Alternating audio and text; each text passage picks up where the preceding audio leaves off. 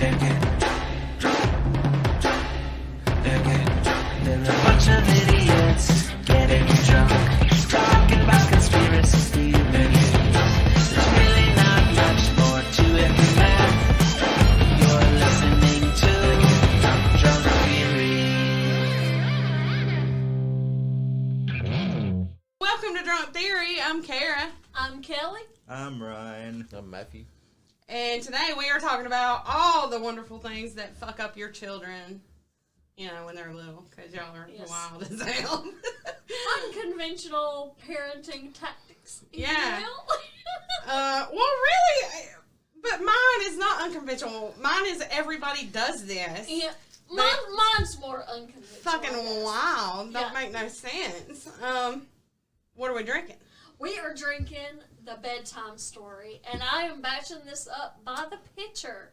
So, if you want to make this, you're going to need 2 1/4 cups of white rum, 1 1/8 cup of Midori, 1 1/8 cup of amaretto, 6 3/4 cups of pineapple juice, and 2 1/4 cups of grapefruit juice. And that's going to make you close to a gallon of some delicious, boozy awesomeness. And for our European friends who use the, Dewey Decimal System or whatever, fuck you. You're going to have to use Google to translate, because I'm not doing all that. I don't know how many grams of alcohol that was. It was a lot. It's a lot. There's a lot of grams of alcohol in here. Yeah, there's a lot of It does not taste very good. It does taste good. I taste nothing but banana, and there is no banana in here, which is...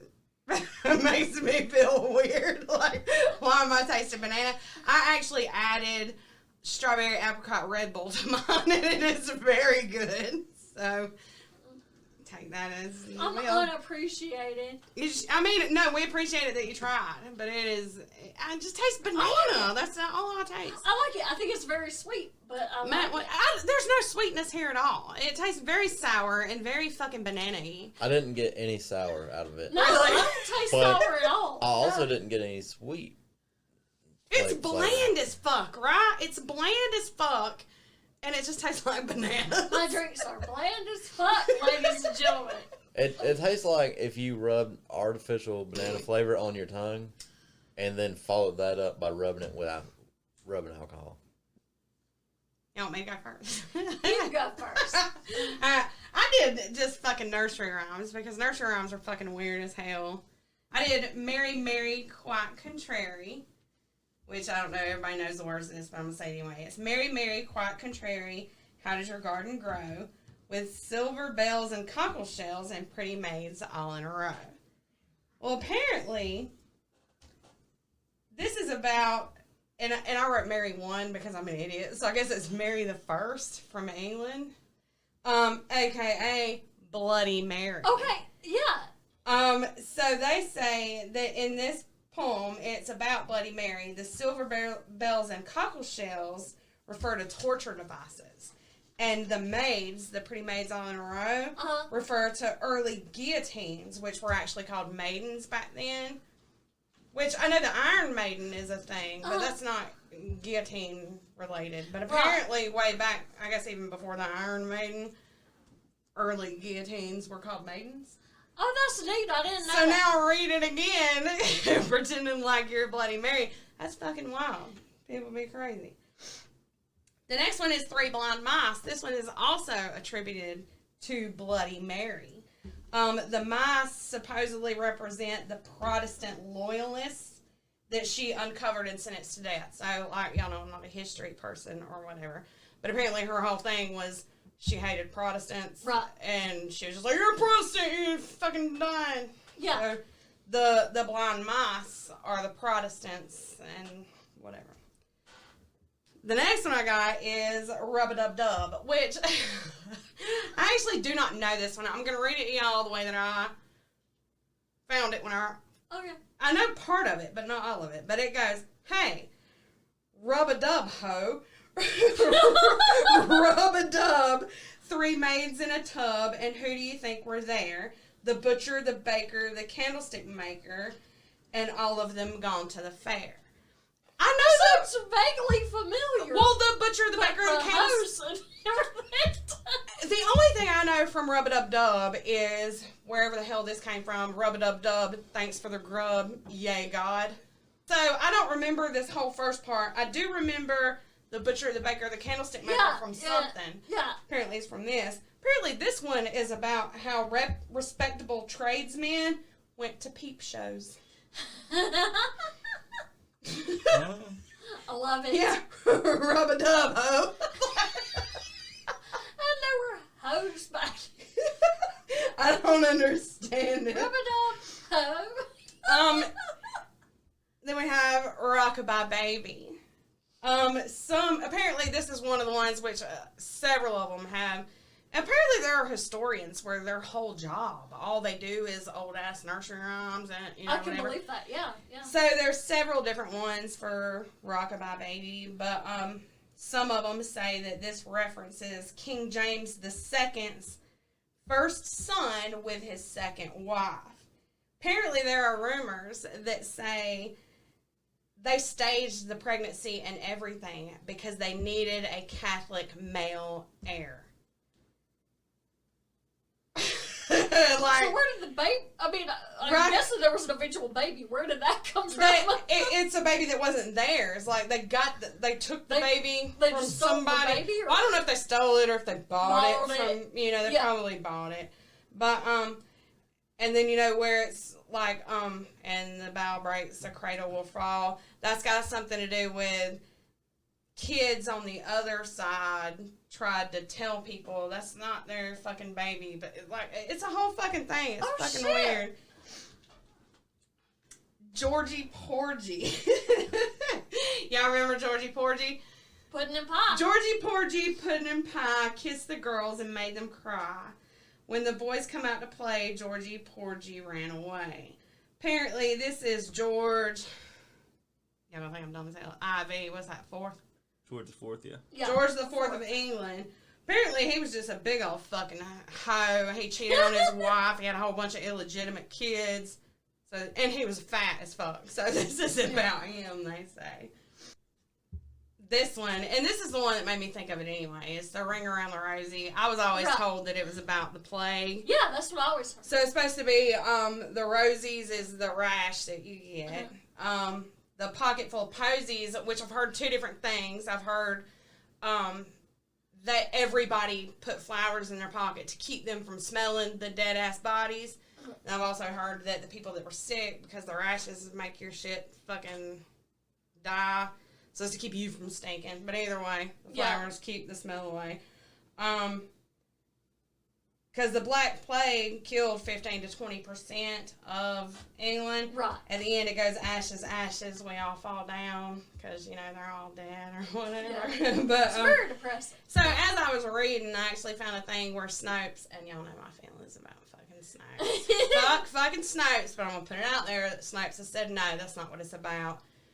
And then What did they say it's about? I don't remember because I hate Snopes, so I didn't fucking read it. Yeah, it's about stealing money from the website and spending it on prostitutes and getting oh wait, no, that's Snopes, my bad. Oh, that's just actual Snopes. Yeah. I did not read what they say, but if you, I guess, try to fact check this, Snopes says that no, it's not about the plague, it's about some other bullshit. Fuck Snopes. Again. That's all I got. Fair enough. Yeah, so... Also, and I was thinking about this earlier, so I don't have any research on it, but there are a lot of things that were fucked up that we saw when we were kids. There were a lot of fucked up things even after that, though. Do you remember fucking Lazytown? Does anybody here know what the fuck Lazytown is? I know what it show. is. I never watched it, but What's wrong with because Lazytown? I was It's older. just fucked up if you think about it. It's awesome. No, it's fucked up. Wow. Because it was just fucking super weird. It was like there was only 2 actual humans in the whole show, right? And it was like this little pink-haired girl. No, there's 3 because Robbie Rotten. But they were like gymnasts or whatever, and then they lived with all these puppets. And then there was like one other guy named Robbie Rotten that was always trying to fuck shit. It was just weird. I just thought about Lazytown today, and I was like, Lazytown is fucking weird. Lazytown was weird as fuck. I don't know. But it's over now because the guy that played Robbie Rotten, he died. So there is no more Lazytown. It originally, I want to say it's like Sweden or Iceland, Norway. I want to say, yeah, it's Sweden. Some country right there, but the guy that stars in it, who plays the main guy in Lazytown, he's all like exercising, wants you to do good and do this and do that. He was a an Olympic gymnast. Like, because I mean, you could tell like he was in really good shape, and he wanted kids to stay in shape, and so he did Lazytown as like a fun thing to make you want to get in shape. So And then like Rob kids boot camp? kind of, but it's not like he's like work out all the time. He's just like instead of the kids will have like some shit where they're eating the puppets in ice the cream town all the time or did doing not do right. Yeah. So him And Robbie this Rotten's always pink-haired trying to girl feed come him. in. Yeah, and Robbie Rotten comes in trying to give him Twinkies and shit. Like, I mean, it just Lazytown is fucking weird. It's Lazytown's fucking Lazytown was weird. fun. That was a good show. But I mean, that's all I got. Ryan, do you want to go? Or I can go no? next. Yeah, I'm Okay. doing Miss Georgia Tann. This bitch stole a lot of children, and by a lot, somewhere in the neighborhood of 5,000 to 6,000. A lot. That's a lot of fucking babies. Yeah, like they can't How even. do you even She find was that so many she was babies? so good at hiding. Afterwards, that like a lot of the people didn't know they were adopted until years later. They knew they were adopted and couldn't find their parents because she was so good at faking the shit. Okay, so she was born 1891. Yeah, I got it right. I got the numbers right. And she died in 1950. Now she's 60-ish, almost years old. She did this for a solid 30 years before they investigated her. And she died of cancer 6 months before. Like, not even 6 months, it was less than that, maybe 2 or 3 months before the investigation concluded. So she got away with all this, and got away as she died, like, when she was not even 60 years old of some fucked up shit. Oh, wow. So she grew up, she was really smart, her dad was a lawyer. She also wanted to be a lawyer, and he was like, "No, we're not gonna do that. I want you to be a pianist." And she liked play, like she was good at it and kind of liked playing, but not in a concert setting. She didn't like doing it on command. She liked just to play music on her own. So she secretly went to Martha Washington College and passed her state bar exam in Mississippi, but he was still like, "Nah, I won't support you," so she went into social work. Now, in Mississippi, she got in trouble for questionable child placing methods. She liked to take poor kids from their families and give them to richer people, and by give, charge them a lot of money and keep the money. Because she was super, like, she did a lot of adoptions, and you could say maybe it's good because like even some of the things she did, like the year before, in the 1920s when she first started, about 5 children were placed per year in Boston. That's a little bit farther north. She actually went from Mississippi to Tennessee, but farther north, like it was looked down upon. So 5, maybe 10 a year. In 1928, when she first started, she had 206 children placed with adoptive families because it was like less of a stigma because she would find richer, famous people out of state. She could charge them more because of the laws surrounding it, and it was destigmatized. Like Joan Crawford adopted from her, and like just a whole bunch of famous people apparently adopted from her. Some who didn't know about it till later, but Ric Flair was adopted. Let me make sure. Let me find the place. Yep. No, Memphis, Tennessee is where he was born. They think his birth name was Fred Phillips, but he was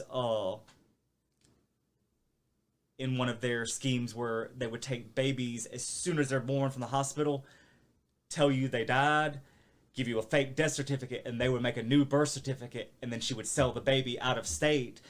Because in-state adoptions were like $8 or $9, and they were subsidized a little bit by the state to help run the institutions themselves.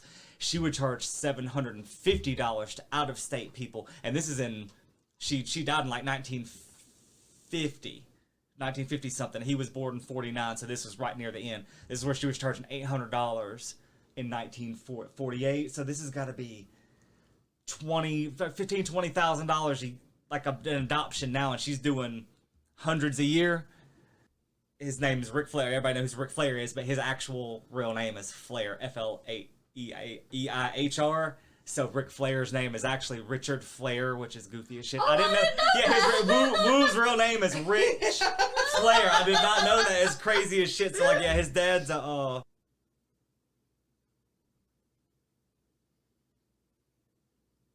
You're not giving me anything. Dead air. My bad. You can cut out some of this shit. But anyways, he was some sort of doctor. I can't find out what kind he was. But that was later on in her career. She started, like I said, in the little place in Mississippi. Was doing this money for adoption thing and opened up her own place in Memphis, Tennessee, with one of the ladies that she worked with at the original adoption, I guess, place. The new place is called the Mississippi Children's Home Society. Now, in 22, when she moved there, 24, when she moved there, she basically took it over. She moved in and started bringing her own people in and moving up until she almost took over the whole organization, and then started trafficking children that year. And like I said, she charged $7 or so there, but then she would do 80% of the adoptions of premium kind out of state. So New York, California, places like that. So that's where she was making most of the money. So 4 out of 5,000 children were placed out of state with no way to figure out where they came from. And she had a couple of people working for her that every 2 or 3 weeks they would go make trips and bring 5-6 kids back. And not only would they do the... Wait, they were just bringing kids back. Were they stealing them? Or a lot of times, yeah, after she couldn't get them legally in the state by, like I said, she'd go to the hospital and tell you the kids died, or she'd find new pregnant moms that were in the hospital and work out deals with them where she found out they were on drugs or they didn't have money and offer like less money, and then she'd get $750, but she's offering them way, way less, saying, you might be able to see them later and this and that, and none of that ever pans out. She, like I said, hides the names. She had a secret bank account under a false corporation name and all kinds of shit. And she pocketed somewhere in the neighborhood of 80-90% of all these fees. So, it's $750 for every adoption, all keeping herself. And that's a lot of fucking money. I know you didn't do it. I wish you had. The inflation rate or whatever. Oh, the conversion. Yeah, what would that be now? Hold on, I'll look up. I'll look up 1930. That's about right in the middle. Yeah. 24 is when she started, and 50 is, we'll say 1940. Is roughly $15,000 today. Oh shit! Per adoption. I feel like adoptions are a lot more expensive than that, though. Now, I mean, I don't know. I've never tried to adopt, but you hear it all the time. That's that nobody just literally adopts because they can't fucking just afford the it. adoption fee. Apparently, she also did other things. Bad enough, stealing babies and doing this and that. She would charge for background checks and paperwork and stuff like this that she never did any of it. Yeah. So I need you to pay $750 plus my hotel when I come there, plus the baby has to be flown here, and the baby's stolen from 3 feet away from a hospital. Oh, she's God, charging probably that's fucking nuts, really, man. really now probably $30,000. I'm sure it costs these people $1,500 at the time. And like I said, a lot of her biggest customers, Joan Crawford is another one of her customers. She got twin babies from her. All kinds of famous people. Just she happened to do it. And it helped adoptions, but she fucked over a lot of kids for this to happen. Yeah, that's thousands and thousands. Hell, man. Yeah, and a lot of the black market adoptions, like the ones that were technically not illegal, were still frowned upon. But she just stole so many kids, and people a lot of the kids in the home, all the people that worked there dressed up as nurses, like white uniform and this and that. They were not nurses. She would hire anybody off the street. Yeah. And so, hard to place babies where they cried too much or this or that. They'd either, a lot of times, starve to death or not give the right kind of medicine to them. They have a minimum of roughly, I think they said 25 to 50 babies died in her care. They think it's hundreds, maybe up to 800-900 kids, but they don't know exactly how many because she faked all these the backgrounds of everybody. They don't know how many kids there were. It's crazy. So, when kids died, did they just, throw them in the dumpster? I mean... Yeah, it says they found 19 of them buried on the property after they shut it down and she died. So that's all they can they can say Oh, they wow. know that died, but they really think it's in the hundreds. I It's mean, it crazy. would almost have to be just because of back then. 6,000 babies. How many they're not They taking care of? died all the time back then. Right. Yeah. You know, They're going to so- cover up so much of it. Yeah. Exactly. And she's already trying to get sick babies in the first place. She's like targeting That's people that are already awful, vulnerable. yeah. Yeah, it's bad. But it looks like in 1996 they passed something called the Tennessee Public Acts that revised the process to let you find your adoption records as long as one of the birth parents says it's okay when they sign you over. So like they had a whole thing because of this. Like it's crazy. Oh, I love the cases that end up changing law down the line. I think Yeah. that's just really And this one they interesting. did on like Unsolved Mysteries or some shit, didn't they? Somebody found, I was just at the end, at the little article they were talking about Unsolved Mysteries that she was on there and someone found like their brother or sister after seeing themselves on Unsolved Mysteries. Oh wow. There we go. Yeah, 89. Someone was watching Unsolved Mysteries. Alma Sipple and her daughter Irma had been taken by Georgia Tann in 46. And on Unsolved Mysteries, the woman recognized, I guess, the person she had got the child from, and they found her. Her name is Sandra Kimbrell, and they reunited by phone in 1990. Yeah. So less than a year later. So And it that's actually wild. worked.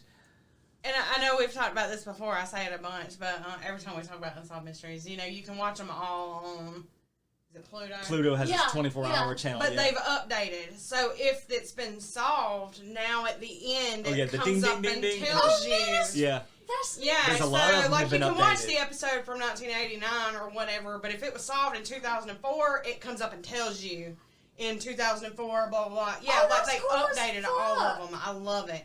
There's a whole channel where it's just 24 hours fucking Unsolved Mysteries, back to back.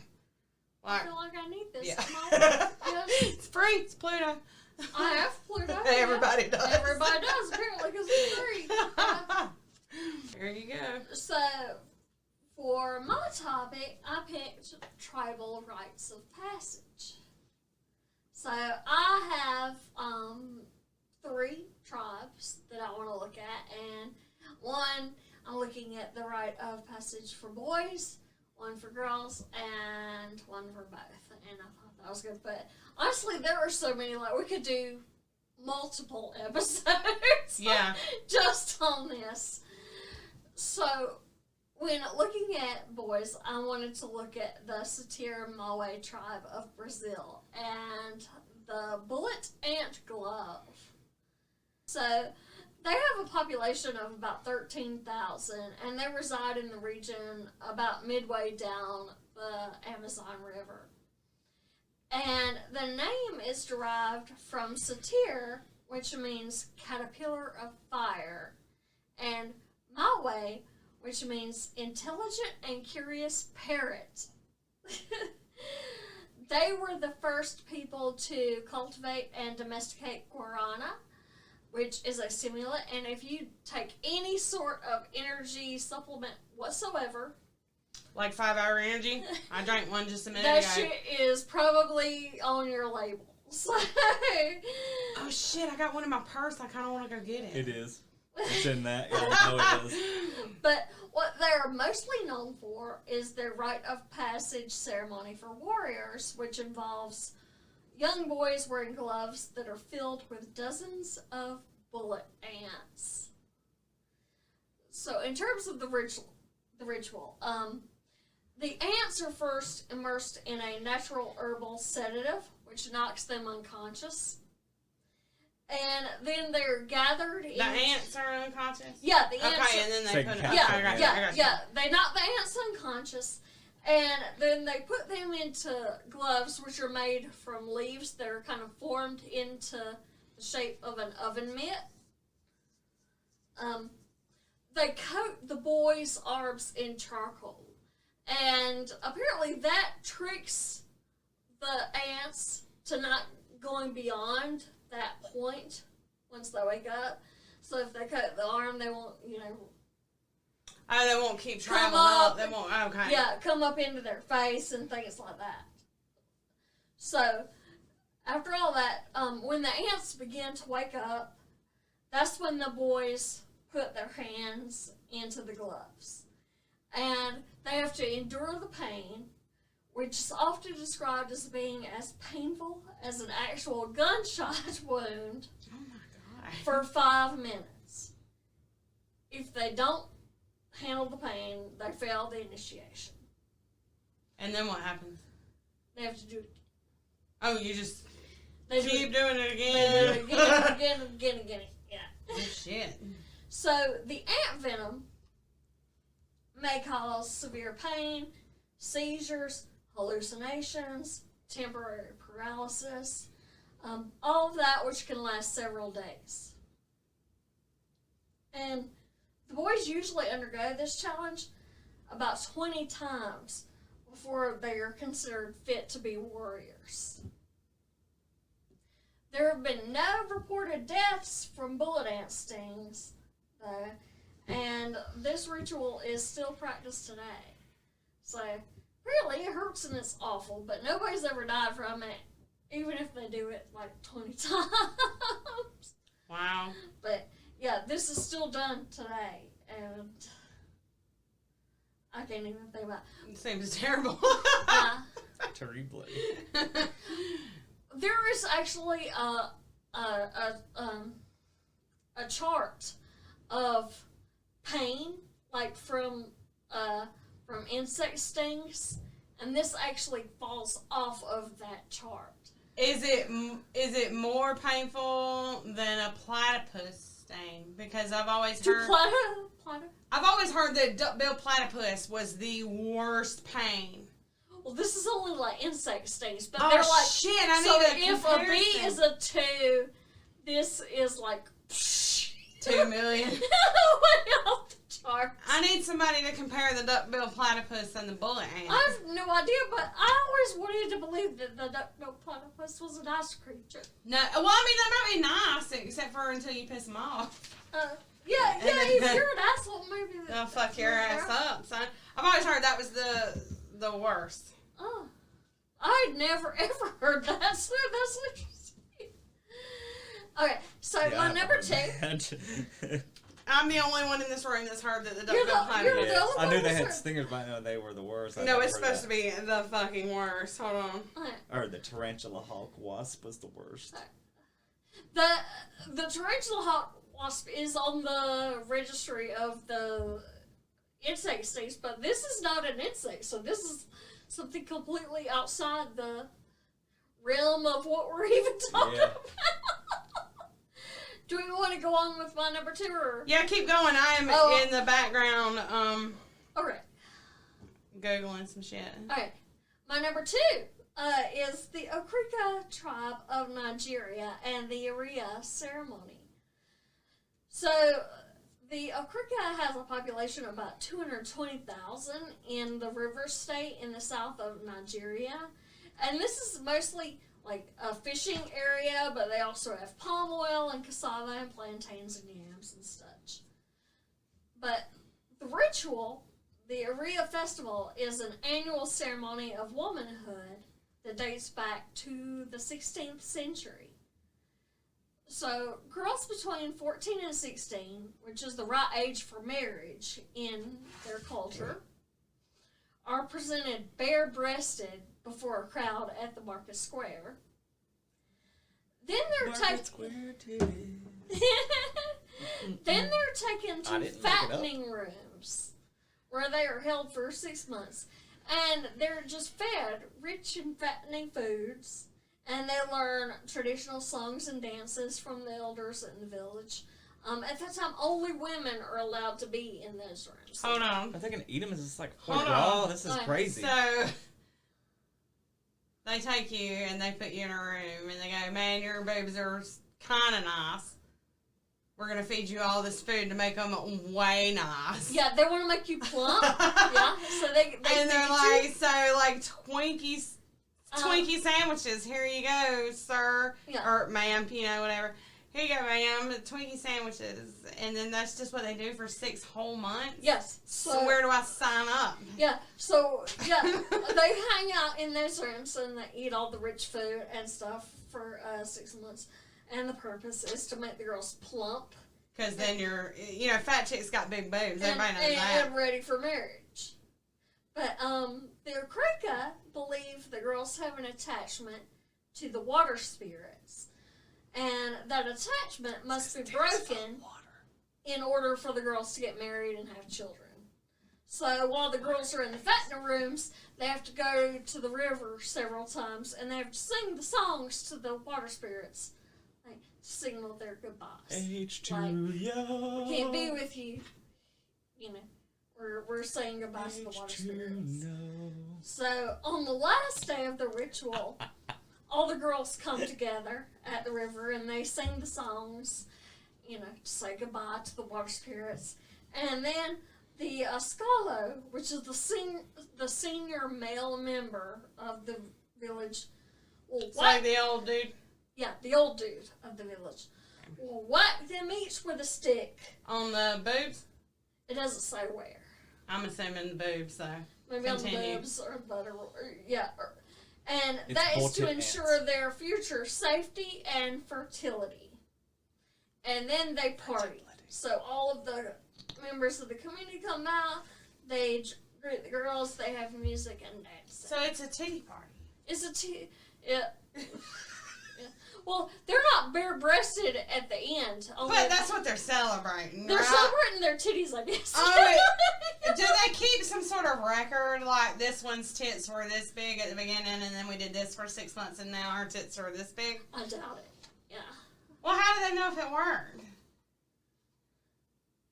Well, I don't know. Well, now there's definitely a record, because how would they know when they keep track? Well, We know they do. I don't know if there's an ultimate. And yeah, can you fail? What if your tits don't get big enough? What's your Then you boobs just smaller? don't. Then What you if just your don't get tits a husband. small? I guess you don't get a husband. And then you're shamed just forever because your boobs are too small? I don't know. Alright, keep going, I'm sorry. I hope not. And now my heart hurts for these people.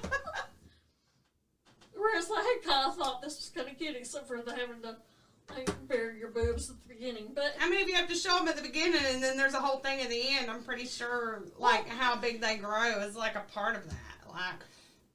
Y'all remember this one? Y'all remember Itty Bitty Titty fucking whatever the hell?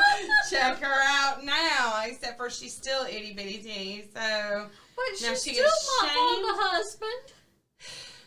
I mean, but she could have found a husband before, and now they just locked her up and fed her Twinkies for 6 months for no reason. Well, apparently being plump makes everybody happy, so...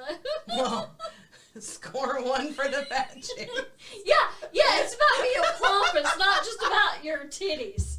So it's like... Oh, you made it seem like it was all about the titties. Well, I'm very sorry. They want you plump and ready for marriage. Plump and ready to hump. Oh, shit. I'm sorry, go ahead. Okay. So the last one is the one I think y'all are going to like the most. How big are these boobs adjusted for inflation? Yeah, Exactly. inflation. Exactly. Yes. Alright, what's the last one? Okay. My last one. This is the one that I think y'all are going to like the most. So this is the Ogdeak tribe of Kenya and the Ogdeak Roar. So this tribe has a population of around 50,000, which is in southern and western Kenya, as well as in parts of Tanzania. The name means caretaker of all plants and wild animals, and this is one of Kenya's last hunter-gatherer communities. So, the ritual. The ritual targets boys and girls aged 14 to 16, but the boys and girls are initiated separately. The initiates are sent into the wilderness to live separately from the tribe for several months. They're told to cover themselves in white clay to resemble wild animals, and then they're told that they have to hunt for a wild beast that will make a fearsome roar. So when they go into the wilderness, they hear the roar. That, every night the children will hear this fearsome roar of this mysterious beast, which is actually made by a special horn played by the village elders that they play every fucking night. So, when the children come back, the children who have exhibited bravery and, not run away and have, held on during this, they get shown the horn, they get to play it, and then they carry on the tradition for the next generation. That is fucking adorable. It's the most amazing thing ever, is it not? That is the best thing I've ever heard. I thought y'all would love that. This is kept up, for generations and generations I and love generations. that. That is fucking amazing. I mean, this is still done today. And that's amazing. That is. And as soon as I saw it, I'm like, they will love this one. It's so cute and it's so awesome. I love it. That is cute as fuck. So, yeah. Ways to fuck up your kids. Except for that last one was a good way to fuck up your kids. Teach them the art of the prank, son. The art of the prank. Maybe that could be the name of the episode. The art of the prank. Okay. So it's promo time. This week we've got Ye Olde Crime Podcast. Kelly, what do you think about them? We love the Olde Crime Podcast. I'm a fucking huge fan of old ass crimes, and they do it better than anybody. So Old ass crime. old ass crimes. So here you go. Ye Olde Crime. Do you love true crime but are looking for something different? It sounds like a sitcom. It does. The Benders. The kind of assholes you should probably leave them alone. Do you like learning about cases so off the wall they can't possibly be true? Her wig is enormous, but it is lifted off her head by a monkey. Do you love history but want to hear about what they didn't teach you in school? It's just got a Interesting. almost where you hang your horns sign. Do you like laughing awkwardly about cases that are bizarre and a little strange? They'd be able to wield so many knives with all of their little arms. Then we have the podcast for you. Join me, Lindsay, And me, Madison, for Ye Olde Crime. where we discuss the funny, strange, and obscure crimes of yesteryear. Listen every Wednesday wherever you get your podcasts. And we'll see you next time with another tale. As old as crime. Next episode we are recording will be our 50th episode. And our 2-year podversary. And our 2-year podversary. I would like to point out, though, that if you look at shit, it's going to look like it's our 51st episode. And it's because I, like a dumbass, uploaded our promo, which now apparently counts as an episode. That does not fucking count. So, -1 from your episode count. Upcoming will be 50 and our 2-year. Hopefully we've got Doom Generation and Geek Graffiti joining us. If not, we'll just post a link and everybody can join. I don't give a shit, whatever. We're going to be talking about creepy pastas, fucking Slenderman, Backrooms, Momo, whatever the hell. Kelly bought a whole book. I did. Newsflash, there's a book about creepy pastas. There are so many books. I about didn't fucking know creepypastas. this. I thought this was like secret internet knowledge that you had to find on your own. It kind of takes the magic out of it for me. Like, the fuck? You can just go to the library and rent a book on creepy Libraries rent a libraries work. What do you call it? Like, you go to the library and You check out a book. checking out a book is the same as renting a fucking book. Yes, it is, or whatever. Whatever. But, send us your goddamn promos if you haven't done so already. I was telling Kelly earlier, it's super weird. We asked y'all for promos. About 10 of y'all sent promos, except for every single one of y'all start with the letter C, and that's super fucking weird to me. Where are all the other fucking letter podcasts promos? All we have is... I mean, it don't make no sense. It looks like I'm being anal because I put y'all on a list in the order that I get them, and it looks like I'm splitting y'all up by alphabet, and I'm not. And there's like 12 that start with a C. And somebody that begins with a T said Kara A. Just anybody else. Said Kara a promo, please. Send us a goddamn promo. Head on over to www.drunktheory.com and leave us a voice message. Or send your recording to drunktheorypodcast@gmail.com. You can tell us you love us or you hate us. Or you hate us, or, you know. You can shout out your fucking mom. I don't care. If you leave us a message, we are fucking playing it, regardless of what it says. Unless it's going to get us fucking, you know, copyright struck or, you know, whatever. Right, yeah. But we ain't fucking censoring shit. Y'all just send them all over. Alright, you heard it. We're playing it all. We're playing it all, guys. Here's your chance. you want to cuss out your boss? Yeah, cuss that motherfucker out. He probably sucks. I'm on your side. I'll play it. Hell yeah. Other than that, what we got? We got nothing. We got nothing. We love y'all. Love y'all so much. Drink. If you're playing if you're playing the Drunk Theory drinking game, that's your fucking time to drink. Whatever. Bye. Bye, love y'all. Love y'all.